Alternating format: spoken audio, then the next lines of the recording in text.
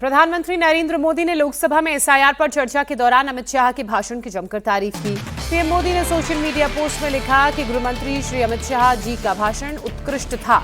उन्होंने ठोस तथ्यों के साथ हमारी चुनावी प्रक्रिया के अलग अलग पहलुओं, हमारे लोकतंत्र की शक्ति को उजागर किया और विपक्ष के झूठ का पर्दाफाश भी किया। लोकसभा में एसआईआर पर चर्चा के जवाब में अमित शाह ने भाषण के दौरान टोका-टाकी की।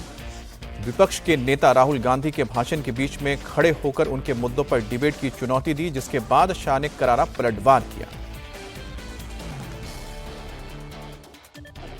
जो हिंदुस्तान के इतिहास में पहली बार डिसीजन लिया गया कि इलेक्शन कमिश्नर्स को फुल फुल इम्यूनिटी दी जाएगी। ठीक है, ये है ना, इसका जवाब इसका पीठ में खत्म नहीं किया सर। इसके पीछे जो थिंकिंग थी वो हमें सबसे पहले बताएं। ठीक है। दूसरी बात, नहीं हरियाणा की जहां इन्होंने बात की, इन्होंने एक उदाहरण लिया, वहां पर अनेक उदाहरण हैं। वो भी आपने दिया था ना, 19 वो भी आपने दिया था, इसलिए दिया वो भी 19 लाख वहां के फेक लोग, वो उदाहरण आपने दिया था, इसलिए उसका जवाब दिया। और ये भी हमें बता दीजिए, actually let us have a debate on my press conference. Let us go, let us have very good idea, let us have a debate on my press conference. Amit Shah ji, I challenge you to have a debate on the 3 press conferences please. मैं 30 साल से विधानसभा और संसद में जनप्रतिनिधि के रूप में चुनकर आता हूं। मुझे लंबा अनुभव है संसदीय प्रणाली का। विपक्ष के नेता महोदय कहते हैं कि पहले मेरी बात का आप जवाब दीजिए, मैं सुनना चाहता हूं। आपकी मुंसफी से संसद नहीं चलेगी। मेरे आप बोलने का क्रम मैं तय करूंगा, इस तरह से नहीं चलेगी संसद। मान्यवर, उनको धैर्य रखना चाहिए, उनको धैर्य रखना चाहिए मेरा जवाब सुनने का। इनकी एक एक बात का जवाब मैं दूंगा, मगर मेरे भाषण का क्रम वो तय नहीं कर सकते, मैं करूंगा, क्योंकि मैं बोल रहा हूं। विपक्ष के नेता ने जो प्रेस कॉन्फ्रेंस में कहा कि मतदाता सूची ठीक नहीं है, इसको सुधार करना चाहिए। तो भाई गहन पुनर्निरीक्षण क्या है, एसआईआर क्या है, मतदाता सूची का सुधार करने की प्रक्रिया है, और वो कर रहे हैं तो भी विरोध कर रहे हैं। पुरानी मतदाता सूची कर रहे हैं तो भी विरोध कर रहे हैं। भाई मतदाता सूची पुरानी हो या नहीं, आपका हारना तय है। ये मतदाता सूची से नहीं होता। लोकसभा में अमित शाह ने जैसे ही घुसपैठियों की बात की तो कांग्रेस समेत समूचे विपक्ष ने लोकसभा से वॉकआउट शुरू कर दिया। इसके बाद शाह ने घुसपैठ के खिलाफ अपनी 3D पॉलिसी बताई। शाह ने कहा कि घुसपैठियों को डिटेक्ट करेंगे, डिलीट करेंगे, उसके बाद डिपोर्ट। मान्यवर, ये 200 बार भी बहसकार करेंगे, एक भी अवैध घुसपैठियों को इस देश में हम वोट नहीं देंगे। ये हमारे एनडीए का पॉलिसी है मान्यवर। डिटेक्ट मतलब ढूंढो, डिलीट करो, मतदाता सूची में नाम काटो और उनको डिपोर्ट करो।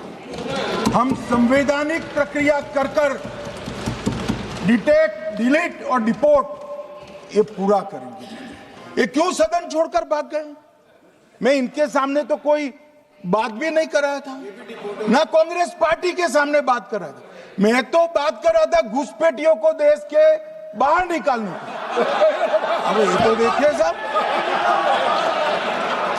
अगर मैंने इतने सारे आरोप करे श्री जवाहरलाल नेहरू पर, इंदिरा गांधी पर, इनके पिताजी पर, सोनिया जी पर, तब भागते तो लाजिम था। ये घुसपैठियों को लिए भाग गए क्योंकि उनकी हमारी पॉलिसी है डिटेक्ट, डिलीट और डिपोर्ट। उनकी पॉलिसी है नॉर्मलाइज कर दो घुसपैठ को, उसके बाद में मान्यता प्रदान कर दो और चुनाव में मतदाता सूची में डालकर फॉर्मलाइज कर दो। मगर साहब ये लंबे समय तक नहीं चलना। मैं मेरे मन से मानता हूं, मेरे पार्टी के सिद्धांत तो है ही, मगर मैं मानता हूं कि जनसांख्यिकी में इतना बड़ा परिवर्तन देश के लिए बहुत बड़ा खतरा है। यह देश एक बार जनसांख्यिकी के आधार पर बंट चुका है और हम नहीं चाहते कि आने वाली पीढ़ी ये देश के भी बंटवारे दिखे। इसलिए ये बहुत जरूरी है कि इस देश से घुसपैठ को रोक। राहुल गांधी संसद के सत्र के बीच में विदेश दौरे पर जा रहे हैं और संसद का सत्र 19 दिसंबर तक चलेगा। लेकिन राहुल गांधी सेशन के आखिरी हफ्ते में सदन में नहीं रहेंगे। राहुल गांधी 15 दिसंबर को जर्मनी जा रहे हैं। 20 दिसंबर को पार्लियामेंट का सेशन खत्म होने के बाद लौटेंगे। राहुल 17 दिसंबर को बर्लिन में होने वाली इंडियन ओवरसीज कांग्रेस की मीटिंग में शामिल होंगे।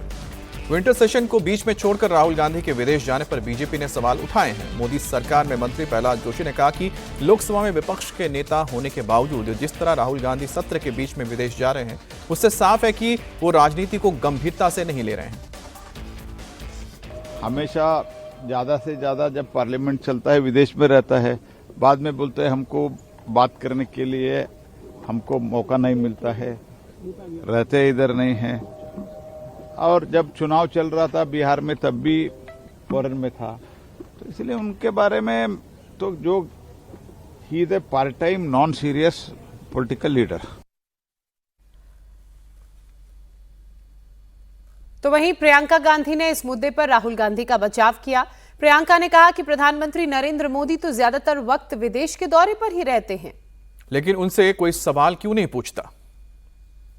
Modi ji spends almost half his working time outside the country. Why are they raising questions on the leader of the opposition traveling? बड़ी खबर राजस्थान के डीग से है, जहां पर पुलिस ने पीछा करके 7 गौ तस्करों को पकड़ा है। इन तस्करों ने पुलिस की गाड़ी पर टक्कर मारी और फरार होने की कोशिश की। पुलिस ने पीछा किया तब ये तस्कर नहीं रुके। पुलिस ने गौवंश ले जा रही गाड़ी को पीछे से टक्कर मारी। इसके बाद भी तस्कर गाड़ी दौड़ाते रहे। आखिरकार 10 किलोमीटर के बाद तस्करों की पिकअप वैन पलटी और पीछा कर रही पुलिस ने 7 गौ तस्करों को पकड़ लिया। 1 गौ तस्कर जख्मी है जबकि बाकी 6 जेल भेज दिए गए हैं।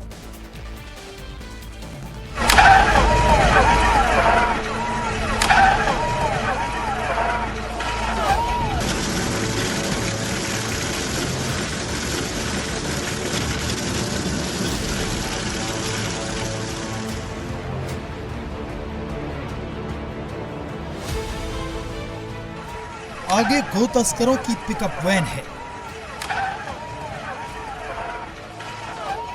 पीछे पुलिस की गाड़ी है।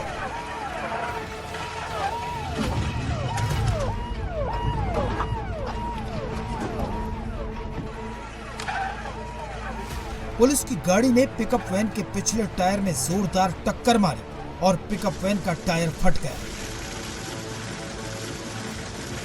इसके बाद भी गो तस्कर नहीं रुके, वो भागते रहे। गाड़ी का टायर फट गया, टायर के चीथड़े उड़ गए। रिम सड़क की रगड़ से चिंगारियां निकालने लगा। ऐसा लगा मानो आग की लपटें निकल रही हों, लेकिन गो तस्करों की रफ्तार कम नहीं हुई।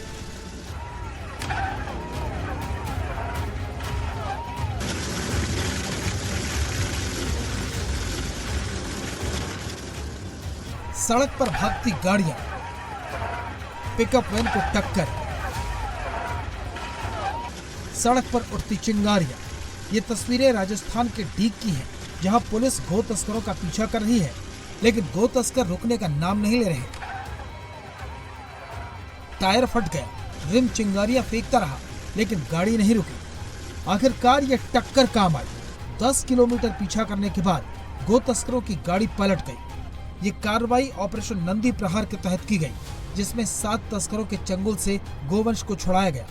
लेकिन उससे पहले क्या क्या हुआ वो भी देखिए। गोवंश से भरी ये पिकअप वैन डीग से हरियाणा की तरफ जा रही थी। मुखबिर की सूचना पर डीटीएस टीम ने सुंदरावली से दुधावल जाने वाले रास्ते पर नाकेबंदी की। जैसे ही पिकअप वैन का पुलिस से सामना हुआ, तस्करों ने पुलिस की गाड़ी को टक्कर मारी और भागने लगे, लेकिन जल्द ही पुलिस ने उन्हें घेर लिया, गाड़ी को टक्कर मारी। आखिरकार 10 किलोमीटर तक पीछा करने के बाद तस्करों को पकड़ लिया गया।